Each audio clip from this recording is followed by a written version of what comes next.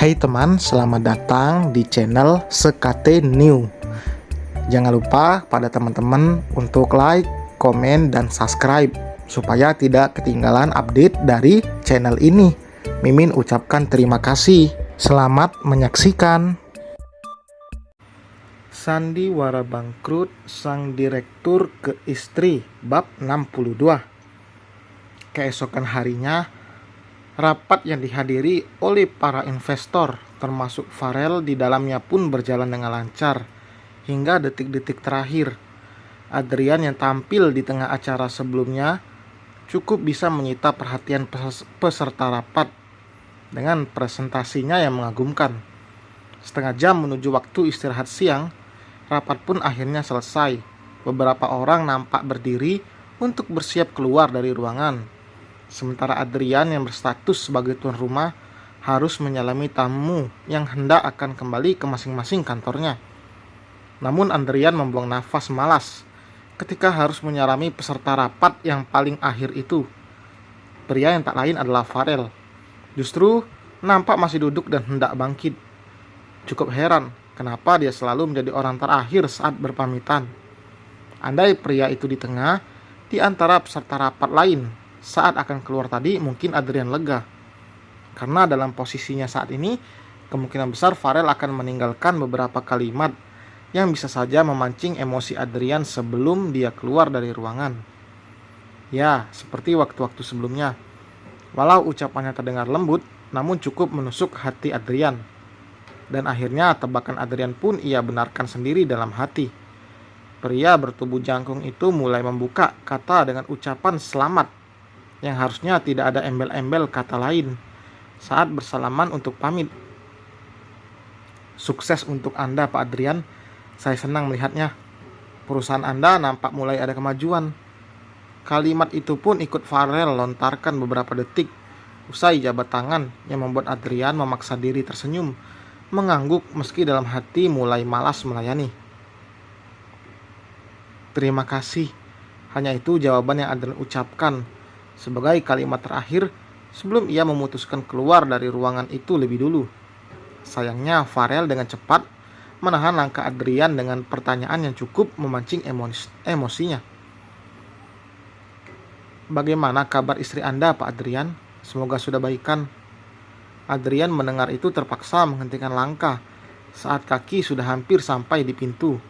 Lagi-lagi ia membuang napas malas, juga memaksa diri berbalik badan sejenak. Namun kali ini Adrian tidak lagi seramah tadi. Ia menampilkan apa adanya rasa tidak sukanya. Ini kantor, Pak Farel, urusan pribadi, tidak pantas dibawa ke ranah pekerjaan. Maaf, saya keluar dulu, ucap Adrian kemudian langsung berlalu.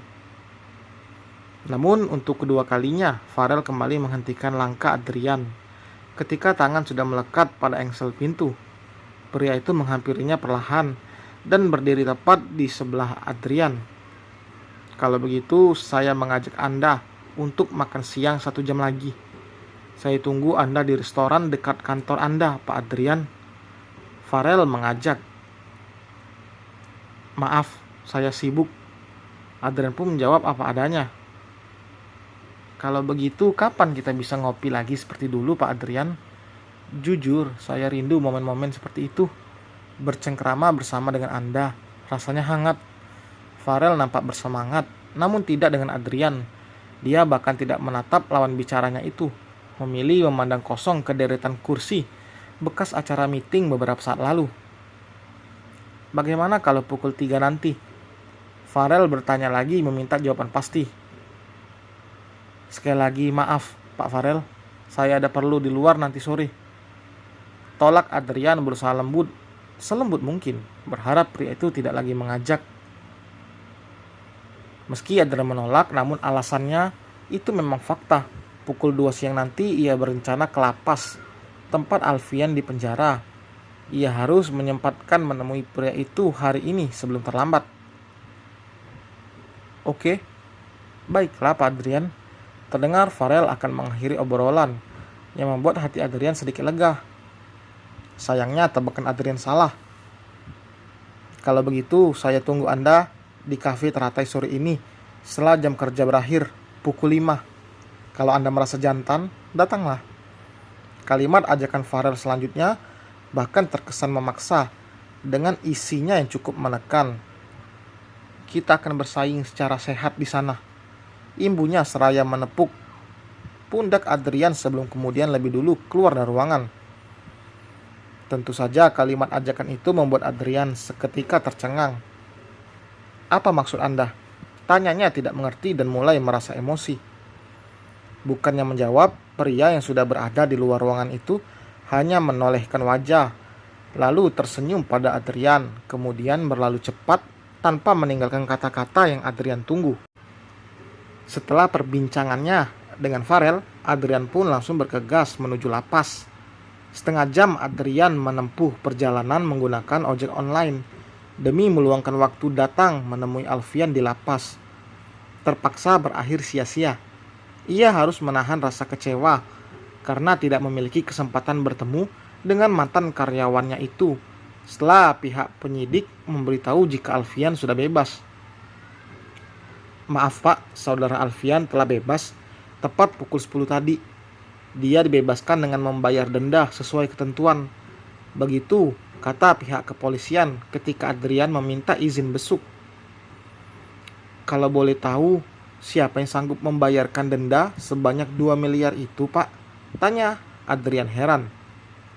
Tentu saja, bagaimana mungkin Alfian bisa membayar denda sebanyak itu? Bahkan rumah pribadi yang ditinggali selama ini sudah Adrian sita dengan nama perusahaan sebagai pengganti perbuatannya itu. Ibunya yang membebaskan dengan membawa pengacara, Pak. Apa? Adrian berusaha menahan rasa terkejutnya itu, walau terus mengganjal. Jika itu jawabannya, ia tidak bisa berbuat apa-apa. Karena Adrian paham ada orang di belakang Alfian dan ibunya yang membantu kondisi sulit mereka, yang Adrian yakini bukanlah orang sembarangan. Dan Adrian juga yakin jika mereka pula yang berada di belakang Alfian sebagai pelaku utama atas masalah perusahaan yang ia alami. Bukan mereka yang hanya sebagai ajudan tepatnya, melainkan ada Big Boss yang memberi perintah. Setelah kehilangan jejak tentang kemana Alfian yang telah bebas, Adrian pun memutuskan menuju kafe yang bertuliskan teratai di pinggir jalan raya. Itu menjadi tempat tujuan Adrian saat ini, usai jam kerja berakhir. Ia berdiri sejenak di depan bangunan itu sebelum memutuskan masuk ke dalam. Walau awalnya sempat ragu untuk memenuhi ajakan Farel siang tadi, namun sepertinya ada alasan yang mengharuskan dirinya untuk hadir. Mungkin Adrian bisa mendapatkan satu persatu bukti untuk memperkuat dugaannya yang masih bayang-bayang itu. Selain itu, yang ingin ia tahu maksud dari kata-kata Farel tentang bersaing secara sehat yang dia ucapkan sebelumnya. Adrian menghela napas panjang. Pandangannya mengedar sejenak memastikan mobil pria yang mengajaknya bertemu telah berada di deretan mobil di halaman samping kafe.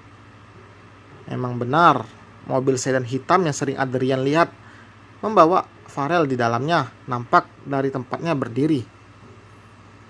Tanpa pikir panjang, Adrian masuk ke dalam kafe teratai itu. Langkahnya terhenti sejenak menyapu ruangan luas berisi penuh bangku-bangku yang sudah banyak penghuninya. Kebanyakan dari mereka terlihat berpasangan. Hanya satu orang saja yang nampak duduk seorang diri. Siapa lagi kalau bukan Farel yang entah menunggu beberapa lama.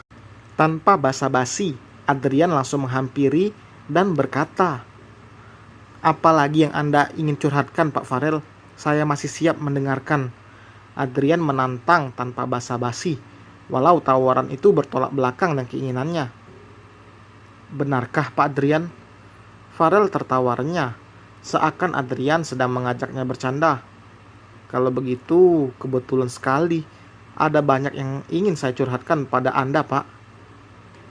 "Tentu, silakan." Lagi-lagi Farel tertawa lepas. Tidak menyangka jika rencana menyampaikan sesuatu pada Adrian akan selancar ini. Ia kemudian menghela napas sejenak usai tawanya berakhir. Namun sebelum memulai, ia lebih dulu memesankan minum untuk Adrian sesuai pilihannya setelah pria di depannya menolak. Pak Adrian, Anda tahu, Farel mulai membuka suara.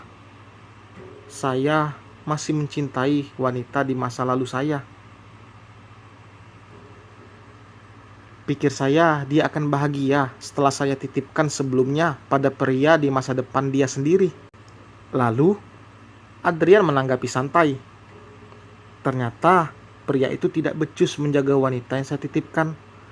Adrian masih seksama mendengarkan. Ia menatap wajah Farel sambil sesekali meminum minuman dingin yang pria itu pesankan untuknya. Kalau saya ambil wanita itu ke tangan saya lagi, bagaimana menurut Anda? Apakah saya salah? Farel melempar tanya meminta pendapat. Kalau wanita itu sudah menjadi milik orang lain, tentu Anda salah, Pak Farel. Anda pasti tahu mengambil hak milik orang lain sama saja mencuri. Betul kan? Adrian menantang dengan berbalik memancing emosi Farel.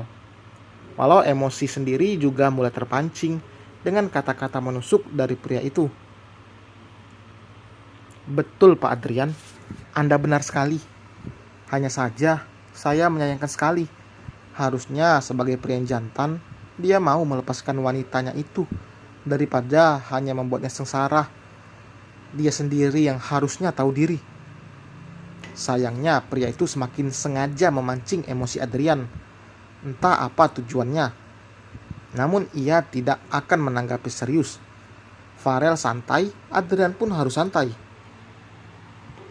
Itulah perlunya berumah tangga, saling cinta dan setia, Pak Farel. Roda kehidupan sudah semestinya akan berputar. Ada kalanya kita di atas, ada waktunya juga kita di bawah. Di saat itulah kita bisa menilai kesetiaan pasangan. Sayangnya, pernyataan Adrian justru membuat Farel tertawa untuk kesekian kalinya. Nadanya yang renyah, sedikit memancing perhatian beberapa pasang mata di sekitar area. Mungkin karena mengejutkan dan mengganggu. Adrian pun menjadi terpancing emosinya. Di tengah hamparan langit cerah di depan kafe, perlahan berubah jingga seiring waktu yang telah lewat setengah jam kemudian. Harusnya kondisi tempat santai itu mulai sedikit sunyi dengan pengunjung yang hanya tinggal beberapa. Yang nampak masih tinggal, namun faktanya tidak. Tempat itu mendadak ramai setelah kejadian tak terduga mengganggu tiba-tiba. Seorang pria berjas hitam terlihat ditarik tangannya dari pintu keluar kafe hingga berakhir terkapar di depan bangunan itu. Kondisinya cukup memprihatinkan dengan wajah yang memar dan mengeluarkan darah karena luka menghiasi di sana. Sementara pria satunya yang tidak lain adalah Adrian tidak juga berhenti menghujani pukulan pada pria yang ternyata Farel. Sejak awal dimulai, keduanya terlibat adu otot. Selang obrolan berakhir 5 menit sebelumnya. Emosi yang tidak bisa lagi Adrian kontrol, bahkan tidak bisa membuat seorang satpam berhasil melerai. Penjaga itu nampak kewalahan, hingga memilih menjadi penonton sama seperti pengunjung lainnya. Kamu pikir dengan melakukan ini semuanya bisa berubah, Adrian? Kamu justru memancing masalah di tengah-tengah perusahaanmu yang bangkrut itu. Farel tetap tersenyum meski luka di wajah nampak sakit bagi yang melihatnya. Ia perlahan bangkit tanpa memperdulikan rasa sakit di tubuhnya. Yang kamu lakukan ini juga tidak akan merubah hati Mairo sebagai seorang perempuan. Tidak ingin suasana hatinya semakin panas dengan kata-kata Farel, Adrian memilih hengkang. Ia berlalu begitu saja meninggalkan pria itu dalam kondisi sempoyongan, namun masih sempat bisa tertawa. Dan selesai teman, terima kasih telah mendengarkan. Jangan lupa like, komen, dan subscribe. Sampai berjumpa di bab berikutnya. Bye.